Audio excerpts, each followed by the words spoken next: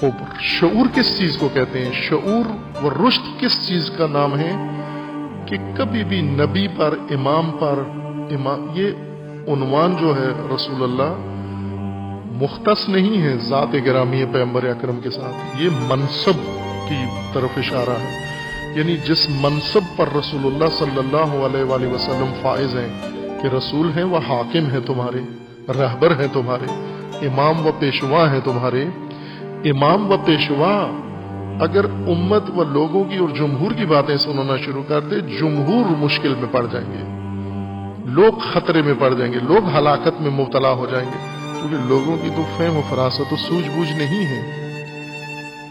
जुमहूर की तो कोई सूझबूझ नहीं है कि ये तशखीस दे सके। और अक्सर आप देखें कि ऐसा ही होता है, जुमहूर से कहां पूछा जाता है, मसलन पाकिस्तान में आर्मी चीफ बनाना है, जिनके पास असल ताकत है पाकिस्तान में, वो भी जुमहूर से वोट नहीं करवाते।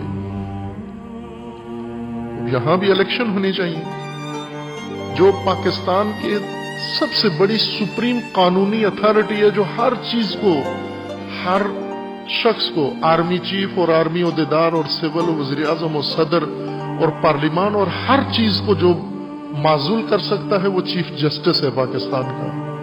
चीफ जस्टिस जुमहूर से पूछ के नहीं बनाते थे, इलेक्शन नहीं होते उसके लिए। जो बुनियादें हैं, जो असल मामला थे, वो तो जुमहूर से नहीं पूछते। और छोटे मोटे मामला, जितने इदारे हैं, जितने ब्यूरोक्रेट हैं, जितने वजीर हैं, जितने सेक्रेटरी हैं, SHO, थानेदार, IG, DIG, SP फलां, ये तो इलेक्शन से नहीं होते, मुंतखब नहीं होते। ये बगैर इलेक्शन के कहां से होते हैं? इनका टेस्ट, इनको पहले पढ़ाया जाता है, फिर इनका टेस्ट होता है, इम्तहान पास करते हैं, फिर इन्हें ट्रेनिंग दी जाती है, फिर इन्हें ओहदों पर लगा दिया जाता है, और ये ममलिकत सारी चलाते हैं, जुमहूर के ऊपर सवार हो जाते हैं। जो कलीदी बुनियादी काम है हाकिम चुनने का, वो अवामुन्नास से जा पूछते हैं। थानेदार इलाके का अवाम से नहीं पूछते,